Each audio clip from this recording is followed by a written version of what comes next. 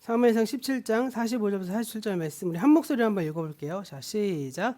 그러자 다윗이 그 블레셋 사람에게 말하였다.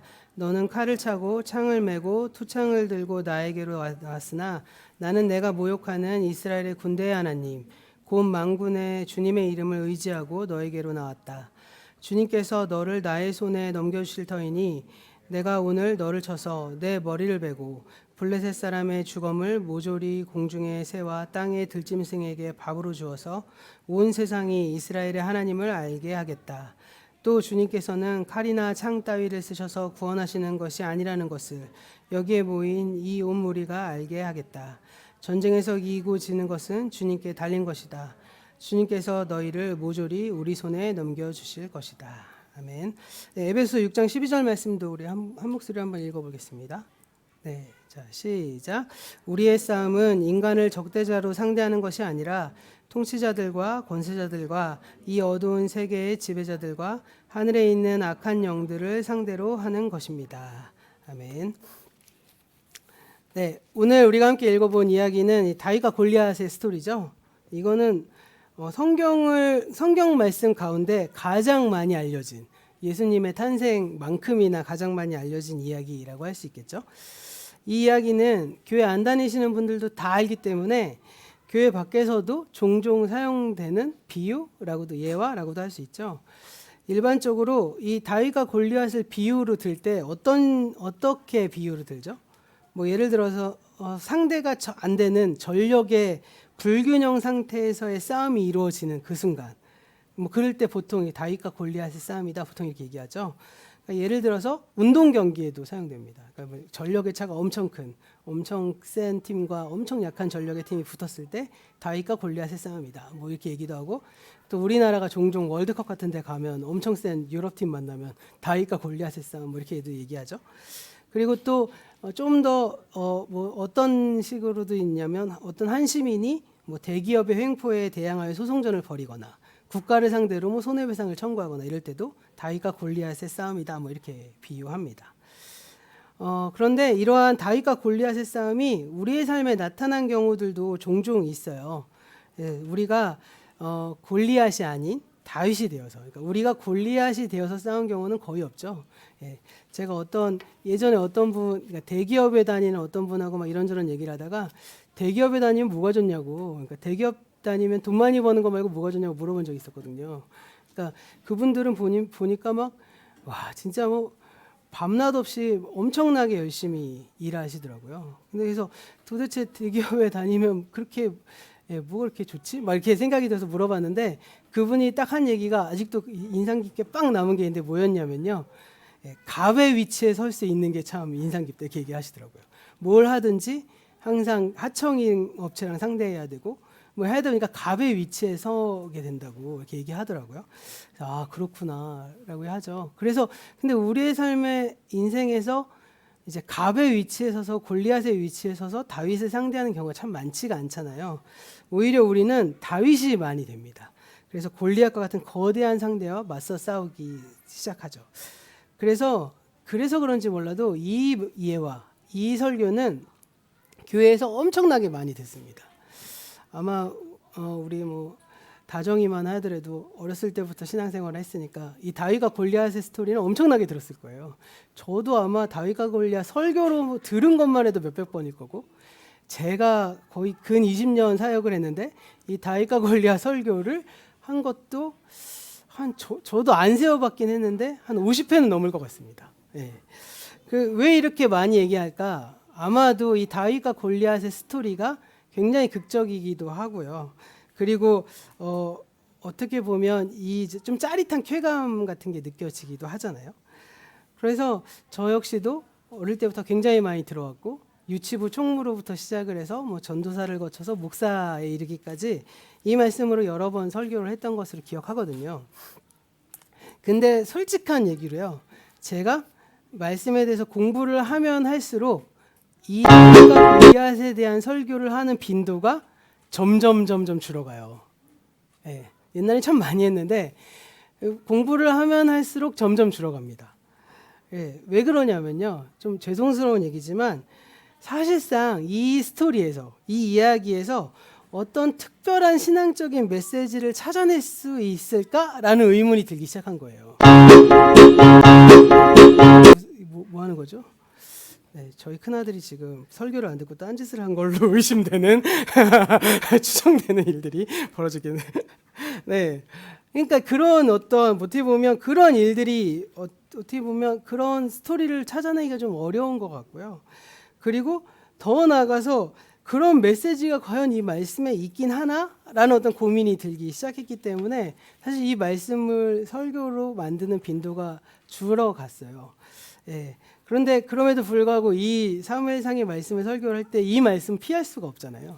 그래서 이 말씀을 가지고 이제 많이 공부도 하고 했는데 그러면서 사실 오늘 말씀은 제가 줄이느라고 굉장히 많이 시간을 들였습니다. 왜냐하면 설명을 굉장히 많이 드려야 될 내용들인데 그 내용들을 제가 또 설교를 굉장히 길게 하는 편이잖아요. 그래서 이거를 줄이고 하다 보니까 그 시간이 많이 들어서 과연 오늘 설교가 이 말씀을 들으시는 분들에게 과연 이렇게 잘 이해가 될까라는 고민이 좀 들기도 하는데요.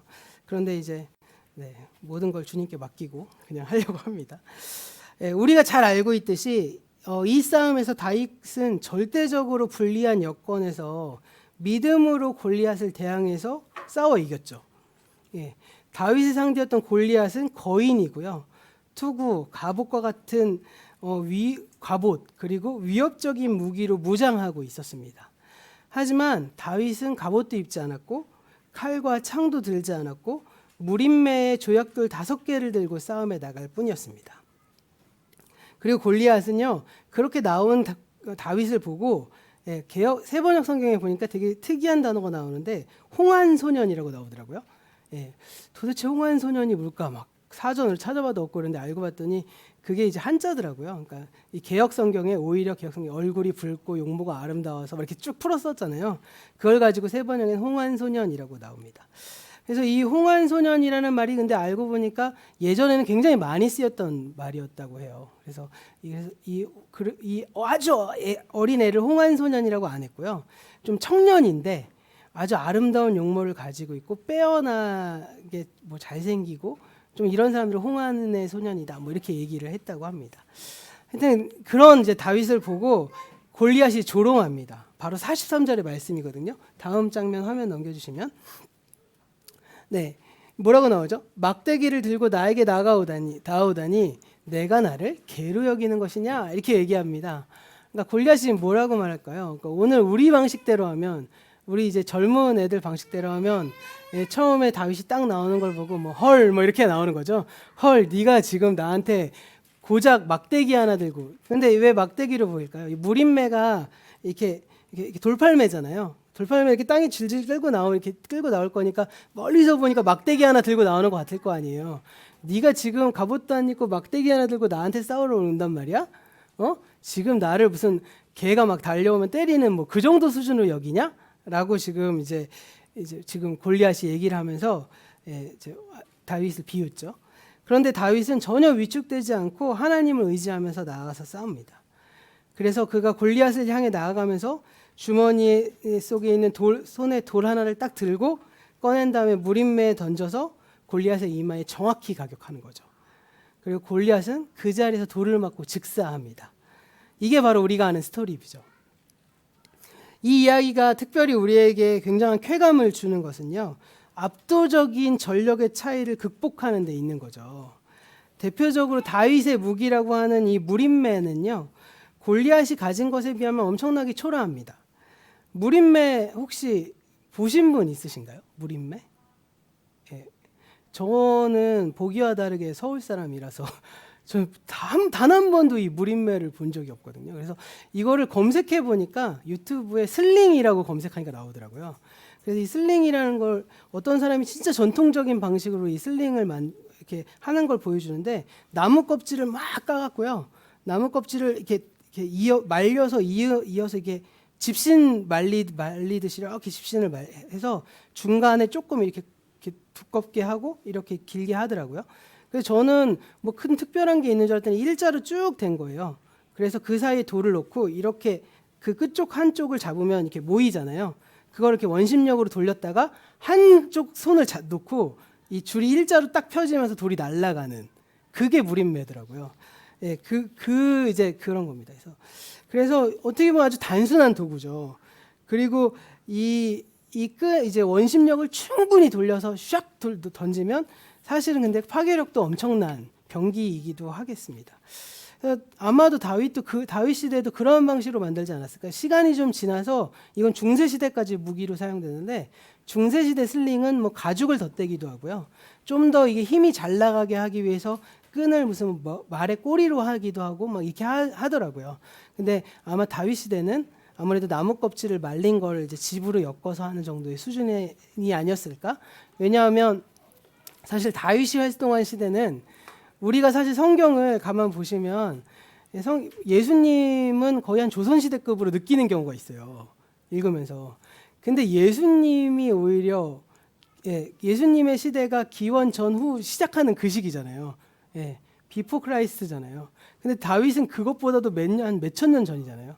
그러니까 우리식대로 따지면 지금 청동기 시대 막 이런 그 시기예요. 그러니까 다윗도 아마 그렇게 무기로 사용하지 않았을까 생각됩니다.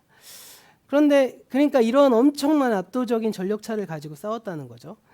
그럼에도 불구하고 사실 이 다윗의 이 무림매는요, 또 그렇게만 또 볼 수 없는 게 멀리까지 탄환을 날려보낼 수 있는 원거리 무기예요. 그러니까 화살이라는 게 사실 존재하지도 않았던 시대일 수도 있거든요. 그러니까 잘만 사용하면, 특별히 급소를 정확히 조준해서 가격할 수만 있다면 사람을 죽음에 이르게 할 수도 있는 무시 못할 상상력을 가진 무기이기도 합니다.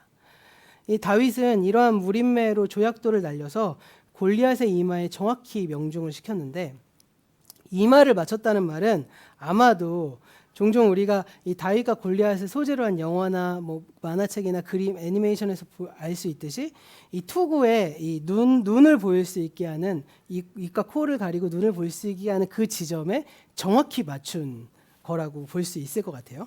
예, 아마 그렇게 그 무림매를 통해서 날렸을 겁니다. 이 싸움에서 하나님은요, 다윗을 도우셔서 명백하게 불리한 전력에도 불구하고 담대하게 골리앗과 싸워 이기게 하셨습니다.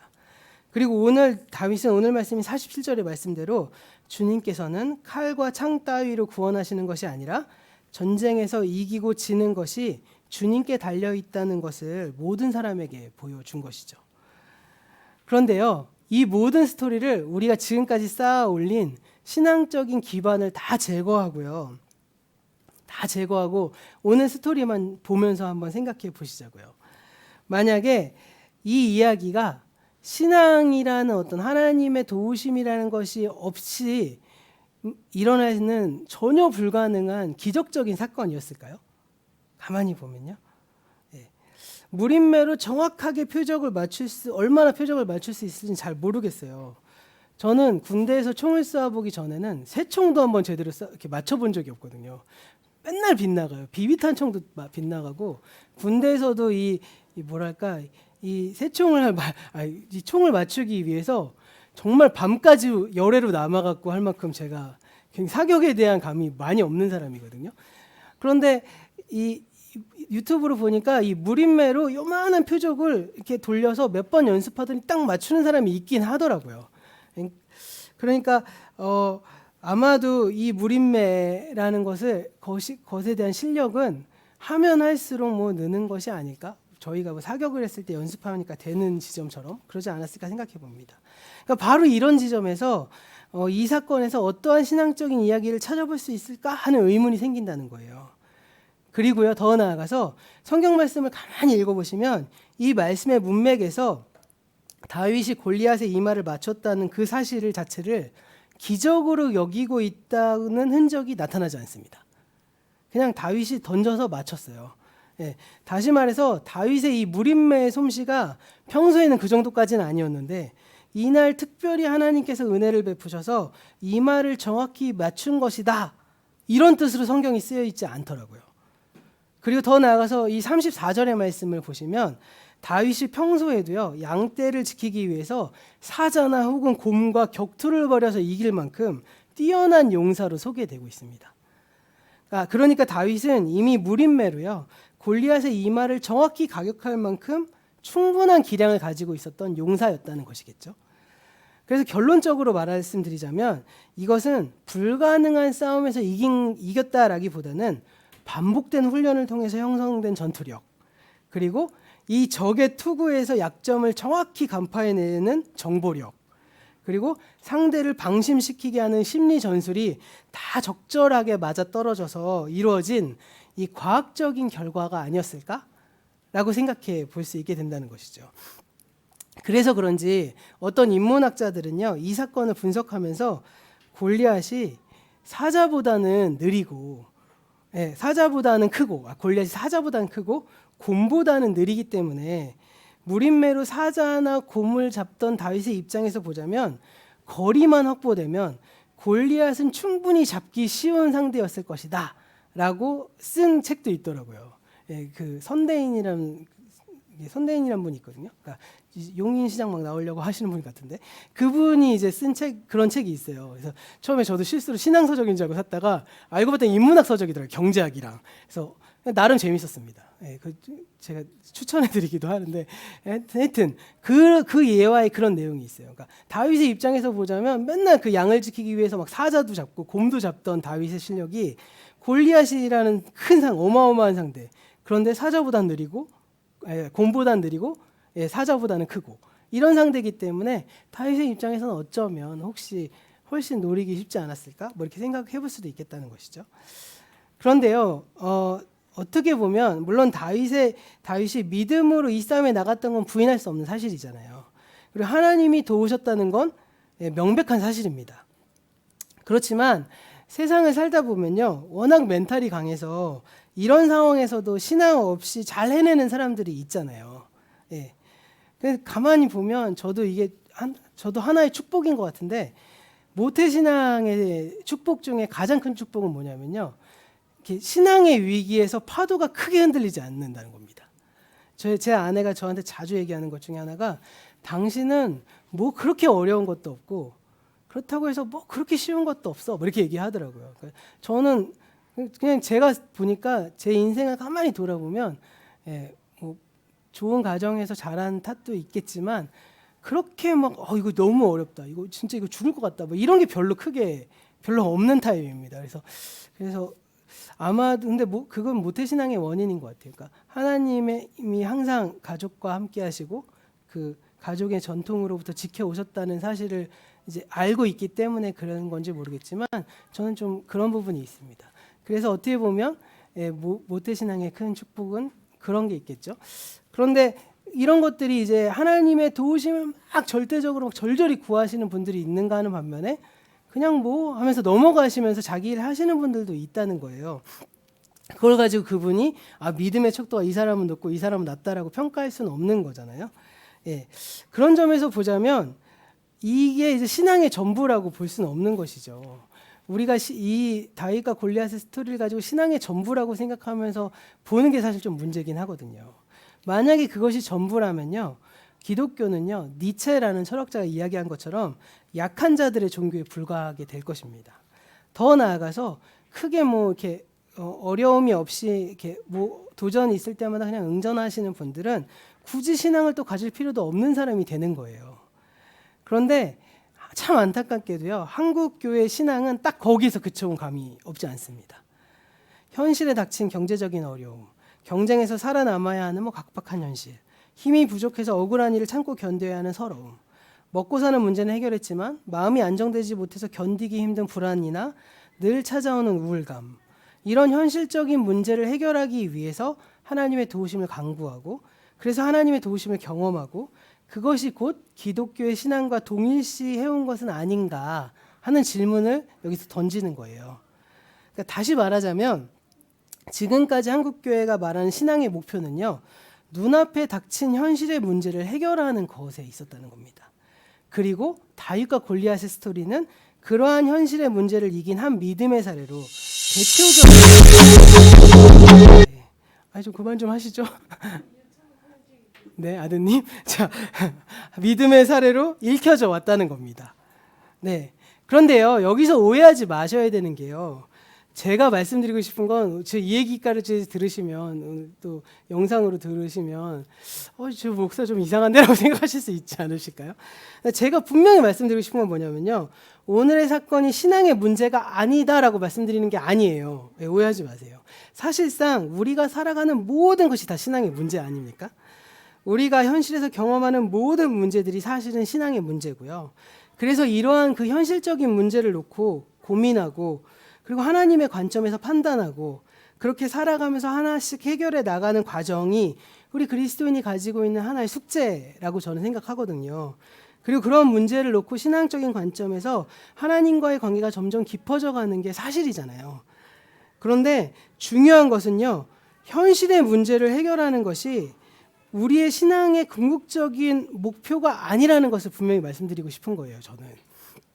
그래서 우리가 오늘 말씀을 읽을 때에도 이 이야기를 아주 단순히 다윗과 골리앗이라는 현실의 문제를 믿음으로 해결한 이야기로 읽는 것이 아니라 그 안에 담겨 있는 궁극적인 신앙의 의미가 도대체 무엇인가를 우리가 읽어내셔야 한다는 겁니다. 이런 관점을 가지고 다윗과 골리앗의 이야기를 다시 한번 좀 살펴보자면요.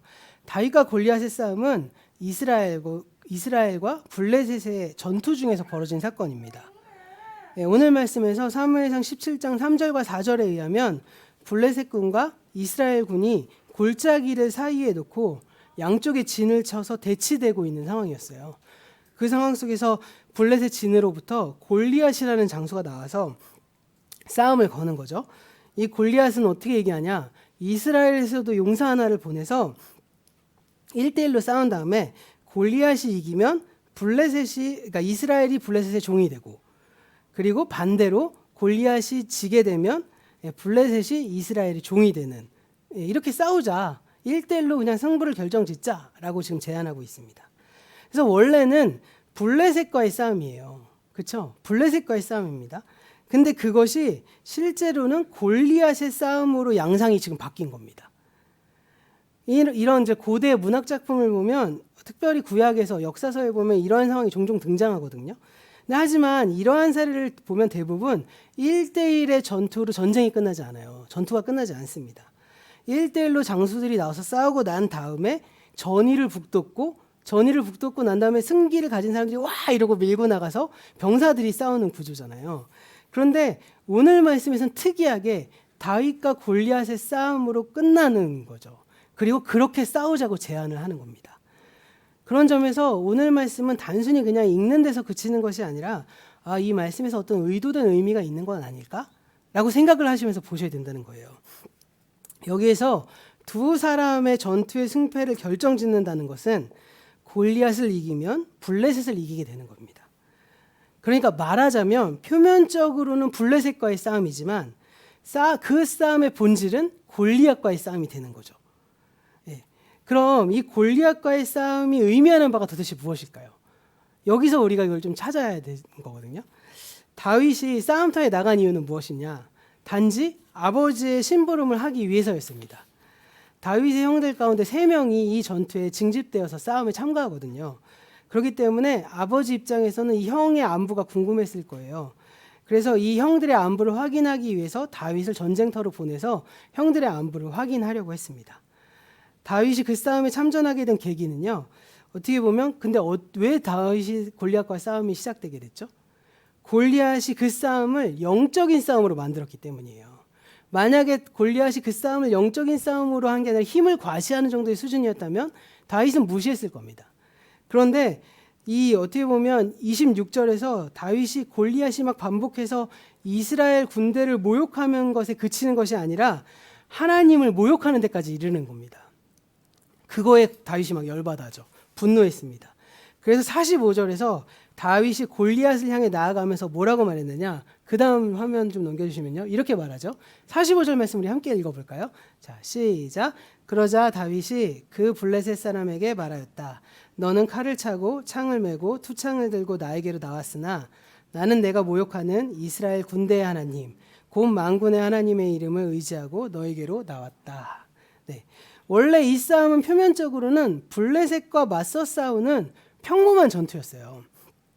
그런데 하나님을 모독하고 있는 골리앗의 등장, 그리고 하나님의 이름으로 골리앗과 맞서 싸우는 다윗의 등장으로 인해서 이 전쟁이 일반적인 전쟁에서 영적인 전쟁으로 성격화가 된 것입니다. 정리해보자면 블레셋과의 싸움의 본질은 골리앗과의 싸움인데, 골리앗과의 싸움은 하나님을 대적하는 하나의 세력과 대항해서 싸우는 그런 영적인 싸움으로 변화된 거예요. 좀 이해가 되시나요? 네, 여기까지 이해되시죠? 네. 이거 굉장히 많이 주신 거거든요. 네. 이 싸움을 우리 현실에 한번 적용해 볼까요? 우리가 현실을 마주하면서 많은 상대들을 이렇게 마주치죠. 우리는 근데 그 상대들을 대부분 어떻게 오해하시냐면요. 그 대상을 골리앗이라고 말하면서 그 대상과 싸움을 벌이려고 하는 것이죠. 영적인 어떤 전쟁을 벌이고자 하는 겁니다. 그런데 사실 가만히 보면 우리가 마주대하고 우리랑 갈등을 일으키고 심지어 우리에게 어떻게 보면 위해를 가하기도 하고 상처를 주기도 하는 대상들은 표면적으로 보자면 블레셋일 뿐이에요. 네. 그런데 어떻게 보면 우리가 이 싸움의 본질이 블레셋이라는 그게 영적 전쟁화되면 뭐로 바뀔까요? 골리앗으로 바뀌게 되는 것이고요. 그리고 더 나아가서 단순히 우리가 살아가는 현실은 블레셋 따로 있고 골리앗 따로 있고 이러지 않지 않습니까? 예, 블레셋 안에 골리앗이 숨어 있는 거죠. 그러니까 우리가 이 전체를 다 놓고 이 전체를 골리앗이라고 상정하고 싸우면서 이것들과 막 싸워 이기려고 하는 게 아니라 그 안에 숨겨져 있는 골리앗을 식별해 내셔야 된다는 거예요. 그러지 않으면 주로 대부분의 기독교인들이 블레셋과 싸워서 이기면서 골리앗과의 싸움에서 패배하는 경우가 참 많습니다. 제일 대표적인 예가 뭐가 있죠? 네. 부부싸움 있잖아요. 저도 제 아내랑 싸울 때 이거를 늘 식별 못해갖고 싸움이 장기화되거나 갈등이 격화되는데, 무엇이 정의냐, 무엇이 옳으냐, 무엇이 뭐 이러냐라고 하는 건 사실은 뭐죠? 블레셋인 거예요. 네. 감정과 감정이 충돌하기 시작하잖아요. 그럼 우리가 정의의 이름으로 널 용서하지 않겠어 막 하는 어떤 그런 마음으로 막 나아가서 하나하나 대항해 싸우기 시작하면 결과적으로 골리앗을 놓쳐버리게 되는데, 골리앗이 뭐죠? 남편과 아내를 반목시키게 하는 갈등 원인이잖아요. 그리고 그 안에서 가정이 하나님 나라를 이루지 못하게 하는 겁니다. 근데 우리는 블레셋과 싸워 이기면서 골리앗을 패배해서 결국엔 하나님 나라도 놓쳐버리고 가정의 아이들이 불안해지고, 그런 일들이 벌어지는 거죠. 저도 이번 주에 제가 몸이 아프니까 제 아내와 우리 가정에게 하나님 나라를 선사하지 못하고 싸움이 일어나기도 했거든요. 그런데 이런 일들이 우리 안에 너무나도 많다는 겁니다. 결국에는요, 골리앗과의 싸움을 식별해 내는 게 굉장히 중요합니다. 이 싸움의 관건이에요. 그 식별이 중요한 이유는 골리앗이 눈에 잘 보이지 않기 때문입니다. 물론 다윗과 골리앗의 이야기에서 골리앗은요, 눈에 보이는 엄청난 거인이잖아요. 그런데 골리앗은 영적으로 존재가 형상화된 거예요. 그러니까 이 골리앗의 존재가 엄청나다라는 것을 성경은 지금 표현하고 있는 것이겠죠. 그러나 골리앗의 존재가 그러니까 영적으로 형상화됐기 때문에 우리 현실에서는 이 골리앗이 눈에 잘 보이지 않다는 거죠. 힘의 차이는 어마어마하지만 우리 눈에는 잘 보이지 않는다는 거예요. 그래서 더 세밀한 식별이 필요합니다. 그러니까 우리가 현실에서 겪는 수많은 경쟁, 인간관계 속에서 벌어지는 갈등, 혹은 회사나 공동체 안에서 일어나는 문제들을 우리가 골리앗으로 여기고 그 골리앗을 이기기 위해서 기도하고 최선을 다하지만, 실제로 대부분의 경우에서 우리가 마주대하고 있는 그 상대는 골리앗이 아니라 블레셋일 뿐이라는 점입니다. 그런 점에서 우리의 진정한 싸움은요, 눈에 보이는 블레셋과의 싸움이 아니라 눈에 보이지 않는 골리앗과의 싸움이라는 거죠. 오늘의 신약 말씀의 에베소 6장 12절에서 바로 이것을 말해주는데요. 바울이 이렇게 말합니다. 화면 넘겨주시면요. 에베소 6장 12절 말씀 우리 한 목소리 한번 읽어볼까요? 자, 시작. 우리의 싸움은 인간을 적대자로 상대하는 것이 아니라 통치자들과 권세자들과 이 어두운 세계의 지배자들과 하늘에 있는 악한 영들을 상대로 하는 것입니다. 바울의 통찰력이 대단한 것 같아요. 우리의 싸움은 이라고 말하면서 인간을 적대자로 상대하는 것이 아니다라고 말을 하잖아요. 그러니까 우리 눈에는 블레셋이 보여요. 그래서 블레셋이 골리앗이라고 생각하고 그것을 이기는데 모든 관심과 힘을 집중합니다. 그러나 우리가 싸워야 할 진정한 대상, 골리앗은 따로 있다는 겁니다. 그것은 눈에 보이는 인간을 적대자로 상대하는 것이 아니라 그 일의 배후에서 움직이는 세력, 그리고 그것을 현실의 권력의 기반으로 일어나는 일이기도 하고요. 또 영적으로 하나님의 뜻이 아닌 사탄의 나라와 그의 뜻을 이뤄가고자 하는 움직임, 이 모든 것이 바로 우리가 싸워야 할 대상이고요. 그것을 저희 교회에서 주로 제가 뭐라고 얘기하냐면 2세대의 질서라고 말을 하는 겁니다. 예, 2세대의 질서를 어떻게 보면 이것을 뭐 다른 데서는 제국의 질서라고도 표현하기도 하고요. 어떤 데서는 구약의 말씀으로 파라오의 질서라고 하기도 하고요. 그리고 또 로마 제국의 질서 뭐 이렇게 얘기하는 분들도 있는데요. 저는 그냥 2세대의 질서라고 얘기합니다. 왜냐하면 이제 제국이라는 거, 뭐 파라오라는 게 우리한테는 그렇게 현실감 있게 와닿진 않더라고요. 특별히 저한테는요. 그래서 2세대의 질서라고 볼 수 있는 겁니다. 그런데 2세대의 질서가 다 골리앗일까요? 그것은 아닙니다. 좀 더 구체적으로 보자면 2세대의 질서가 영적이고 아주 심원한 거대한 세력 또는 그 거시적인 시스템이라고 한다면 우리가 블레셋과의 개별적인 싸움에서 마주하는 골리앗은요, 2세대의 질서 안에 드러난 작은 가지 혹은 부하다라고 보는 것이 오히려 더 합당합니다. 우리는 보통 전투와 전쟁을 구별하잖아요. 예를 들어서 한국전쟁, 뭐 6.25 전쟁 이러면 1950년부터 1953년간에 이어진 수많은 싸움 전체를 다 한국전쟁이라고 말합니다. 그 전쟁을 구성하는 수많은 싸움을 가리켜서 우리는 전투라고 하죠.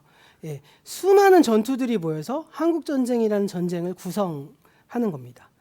그런 점에서 2세대의 질서와의 싸움은 하나님의 자녀들과 사탄 사이에서 이루어지는 전쟁인 것이죠. 그것은 우리의 일상 속에서 골리앗과 마주대하면서 싸우는 전투의 총합이라고도 할 수 있을 겁니다. 이렇게 골리앗과의 전투들이 모여서 결국엔 2세대의 질서와의 싸움, 영적인 전쟁이 되는 것이죠. 그러니까 우리가 늘 겪고 있는 이 전투가 모이면 결과적으로 하나님의 나라와 사탄의 나라 간의 싸움이 이루어지는 것이라는 겁니다. 그런 점에서 2세대의 질서와의 싸움은 하나님의 자녀들과 사탄 사이에서 이루어지는 전쟁이에요. 그것은 우리가 일상 속에서 골리앗과 마주대하는 전투의 총합이라는 것입니다. 예를 들어서 그럼 2세대의 질서, 그 세대의 질서에서 나타나는 한국 사회의 어떠한 그런 모습들은 그것을 무엇이라고 표현할 수 있을까? 제가 생각해 봤는데 요즘에는요, 한국 사회가 그것을 바뀌어가는 변곡점인 것 같아요. 옛날에 저희 세대들만 해도요, 우리나라 사회를 뭘로 규정하셨죠? 학벌 사회로 규정했잖아요. 예, 그러니까 좀 집이 가난하고 어려워도 공부만 잘하면 개천에서 용이 나는 것처럼 사회적 신분이 달라지기 때문에 학벌 사회라고 했습니다. 그래서 대한민국의 부모님들이 아이들한테 이 엄청나게 공부를 시키기 위해서 엄청난 투자를 하고 노력을 하고 하시잖아요. 그런데 사실은 이 학벌이라는 학벌 사회가 오늘날 대한민국의 사회상에 맞느냐? 그거 조금 이제 점점 변화되는 것 같아요. 그렇죠. 저도 저희 아이들이 나중에 학벌 사회 속에서 성장할까? 그건 아닌 것 같거든요. 그래서 도대체 무슨 사회로 진입할까? 좀 그게 관심이 참 많은데 요즘은 사실은 20, 30대 인식조사를 보고 좀 놀랐어요. 특별히 대한민국의 20, 30대랑 전 세계적인 20, 30대 인식의 기준이 좀 다른 거 아시나요? 사회 정의라 공정에 대한 개념도 좀 많이 다릅니다. 20, 30대의 인식조사를 보면 그 친구들은 태어날 때부터 이미 계급이 형성되었다고 믿는 것 같아요. 그리고 그거에 대해서 굉장히 그렇게 크게 부정하지도 않습니다. 옛날에 그것을 우리는 불공정이라고 여겼잖아요. 평등이라는 것은 그런 부분을 철폐하는 게 평등이 아닐까라고 했는데 요즘 친구들한테는 그게 아닌 것 같아요. 그래서 어떤 분이 그것을 좀 이렇게 평가해 놓은 걸 보니까 왜 그러냐 했더니 전 세계적으로 유행하는 게임의 영향을 좀 받은 것 같기도 하다고 그러더라고요. 왜냐하면 요즘에는 아이들이 20, 30대 아이들이 특별히 요즘은 좀 한물 갔는지 모르겠는데 롤이라는 게임 엄청 많이 하잖아요. 아시나요, 롤? 30분 정도 되는 게임을 하는데 그 게임을 하면 아이들이 게임이 끝나고 요즘 게임이 다 그런 시스템이거든요. 제일 대표적인 롤인데 다 제로 베이스에서 시작해서 아이들이 막 그 싸움을 해갖고 레벨을 올리거든요. 그 레벨을 올려서 그 붙여지는 걸 티어라고 그래요. 1티어, 2티어 이렇게 얘기하거든요. 그런데 그걸 계급이라고 봐요. 그리고 아이들은 그걸 되게 당연하게 여겨요. 그리고 심지어 그걸 공정하다고 여깁니다. 왜 그런지 아세요? 다 제로에서 시작해서 누구는 10시간 투자하고 누구는 3시간 투자하고 누구는 2시간 투자해서 그만큼 레벨 올렸으니까 그 사람이 그 정도의 계급을 형성하고 그 정도 누리는 거 당연해. 이렇게 받아들이고 있다는 거예요. 특별히 남성들이 좀 그런 게 좀 짙더라고요. 그래서 우리 그런 점에서 공정이라는 걸 봤을 때 우리 사람들이 갖고 있는 생각들이 이런 게 좀 달라서 좀 이건 좀 이게 좀 문제가 있는 거 아닐까라고 기성세대는 좀 우려하고 있고요. 그리고 젊은 세대에서는 그게 이상한 게 아니라 너희들이 이상한 거지 오히려 이렇게 받아치는 거죠. 그래서 이런 부분을 잘 안 넘어가면 사실은 어떻게 보면 저희 여기 앉아 계신 저를 포함한 분들의 노후 세대는 굉장히 불행해질 수 있을 것 같아요. 왜냐하면 지금의 20, 30대가 저희 세대가 돼서 기성세대를 떠받치게 됐을 때 당신들은 젊을 때 돈 안 벌고 돈 안 쌓아놔서 저렇게 가난하게 사는 거 당연하지. 이게 공정하지. 이렇게 생각한 사회가 될까 봐 전 개인적으로 굉장히 좀 우려하고 있습니다. 그래서 이런 사회 구조, 이런 인식의 변화, 이런 변화를 통해서 사람들이 2세대의 질서에 보통 지배되어 가는 것이겠죠. 누가 만들었을까요? 먼저는 돈을 중심으로 자신의 이익을 위해서 일반 대중의 인식을 바꿔버리는 이 시대의 통치자들과 권력자들이겠죠. 그리고 그들이 만든 이 시대의 시스템, 그리고 그 시대에 저항하지 못하고 오히려 시스템을 그대로 내면화하는 사람들, 마지막으로 그 서열에 따라서 자신의 존재를 평가하고 있는 그런 젊은 세대들, 이런 사람들이 함께 모여서 이 시스템을 유지해가는 것이겠죠. 그런 점에서 사실 기독교가 이 땅에 저는 마지막 희망이 될 수밖에 없다고 생각하는 이유는 그 사회 변혁적인 힘을 가지고 있는 유일한 집단이라고 저는 믿기 때문이에요. 기독교는 어디 시대를 가던 그 사회 시스템의 변혁을 가져오는 방법으로 성장해 왔거든요. 그래서 한국교회가 이 시스템의 변혁을 이뤄내지 못하면 저희도 아마 유럽처럼 돼가지 않을까 이런 우려가 됩니다. 그래서 전 전도사님한테 아마도 우리가 은퇴할 시점에는 유럽이냐 미국이냐로 바뀌어지지 않을까 싶다고. 미국은 좀 살아남았거든요. 그래도 복음의 교회가 막 예를 들면 저희처럼 막 공부방 하면서 교회, 카페 하면서 교회라도 신앙이 좀 살아남은 게 있다면 이제 유럽은 진짜로 완전히 좀 무너져서 좀 안타까운 얘기지만 그 유명한 전통의 교회들이 힌두교 사원이 되기도 하고 나이트클럽이 되기도 하고 식당이 되기도 하는 그런 일들이 일어났잖아요. 그래서 뭔가 변혁적인 일들로 갱신해 나가야 되는 일에 저희 기성세대들의 숙제가 있다라고 저는 생각합니다. 이 시대의 질서가 바로 그러한 시스템을 통해 작동된다는 거예요. 그렇게 서열화되어 있는 시스템의 배후에 바로 2세대의 질서가 있는 것이죠. 반대로 말하면 2세대의 질서가 그러한 시스템에 외현화돼서 나타난 것이다 라고 말할 수 있을 것 같습니다. 그런 시스템이 우리 안에 들어와서 우리도 내면화되는 거죠. 나도 모르는 사이에. 광고를 계속 보면 그 광고에 따라 살잖아요. 그 실험 얘기 많이 들어보셨죠? 어떤 광고에서 우리 눈에 안 보이지만 30프레임당 하나씩 코카콜라 병을 탁탁탁탁 보여주니까 영화 끝나고 그 콜라의 매출이 급격하게 느는 그런 것처럼 우리도 그렇게 2세대의 질서에 지배당해서 나도 모르게 내면화되고 있는 거잖아요. 그래서 저는 예배를 백신 맞는 거라고 생각해요. 옛날에도 자주 얘기 드렸거든요. 저희가 예배 와서 이 백신을 맞고 맞아 변혁해야 돼. 맞아 정신 차려야 돼. 이런 일이 일어나지 않으면 또 우리도 모르는 새에 TV를 통해서 드라마를 통해서 사람들과의 대화를 통해서 이게 점점 내 안에 내면화되거든요. 그러니까 이런 것들을 좀 갱신해내는 일들이 우리 안에 일어나야 되는 것입니다. 그게 바로 골리앗이라고 저는 생각해요. 그런데 이 골리앗은 제가 작은 가지라고 했잖아요. 그럼에도 불구하고 엄청나게 거대한 적입니다. 왜냐하면 그 배후에 2세대의 질서가 버티고 있기 때문인 것이죠. 하지만 우리가 우리 개인의 힘으로 2세대의 질서를 당장은 무너뜨리지 못할지라도 나에게 내면화되어 있는 골리앗과는 싸울 수 있지 않잖아요. 우리 안에 내면화되어 있는 골리앗과는 우린 싸울 수 있는 겁니다.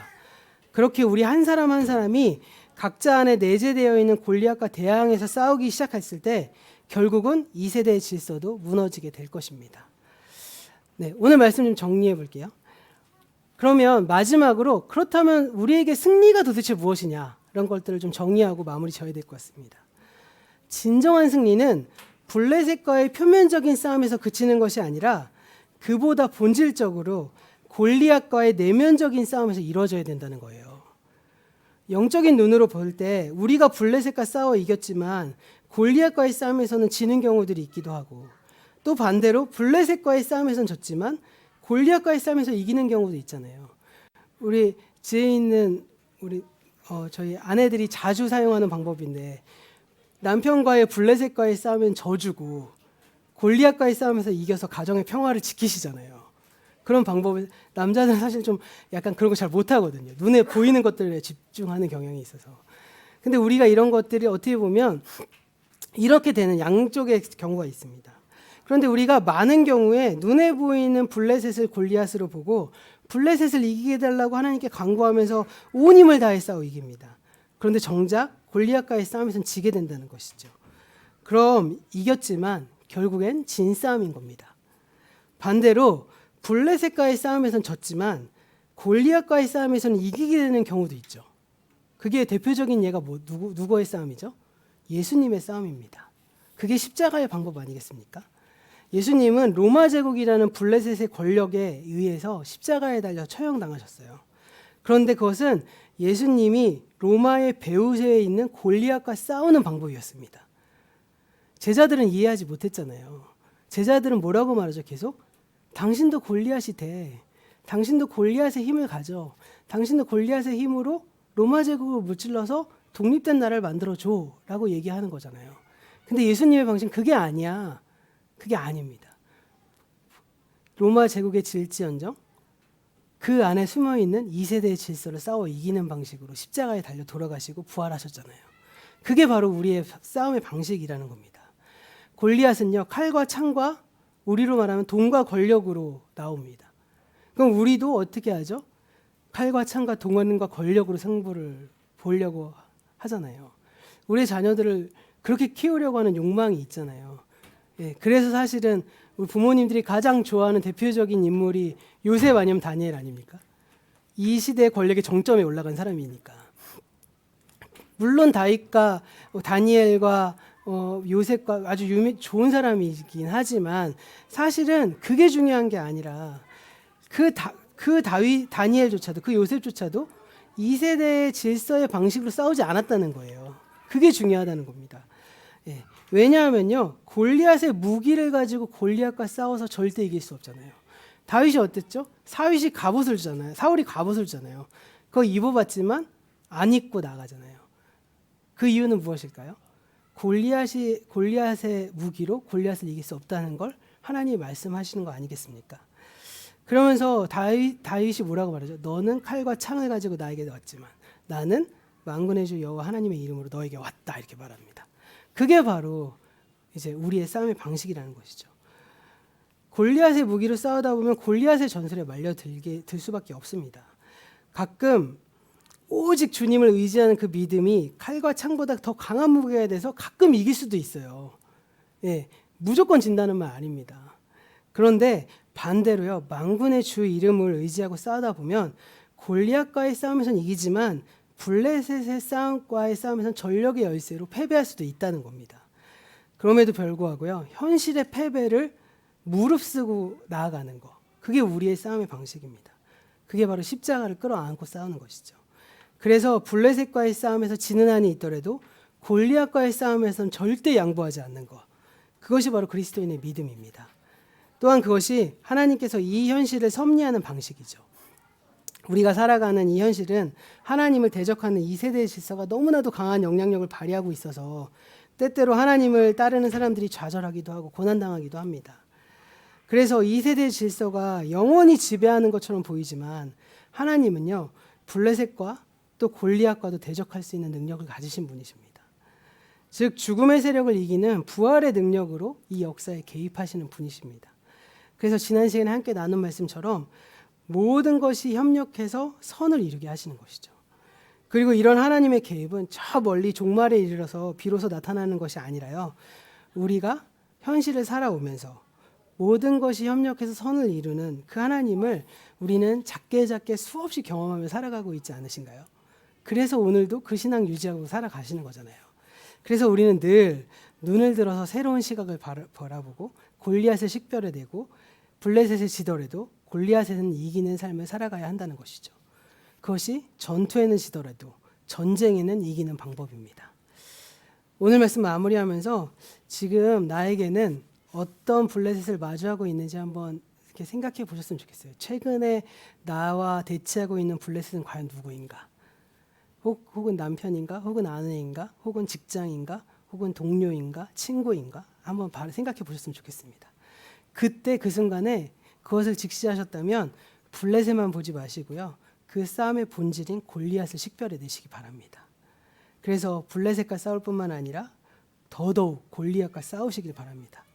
설령 블레셋과의 싸움에선 지는 한이 있더라도요. 골리앗과의 싸움은 절대로 양보하지 마시길 바랍니다.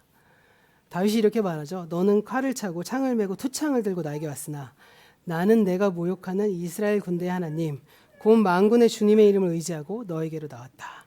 이 고백이 우리 공동체 가족들의 고백이 될 수 있기를 소원합니다. 그래서 다윗이 골리앗을 이긴 그 승리가 우리의 삶에도 늘 경험되시기를 바랍니다. 그럴 때 하나님께서 그러한 우리 아들을 함께 하실 것이고요. 모든 것이 서로 협력해서 선을 이루게 하실 겁니다. 늘 본질적인 싸움인 골리앗의 전투에서 주님의 능력으로 이기는 저와 여러분 되기를 또 이번 한 주가 되기를 간절히 소원합니다.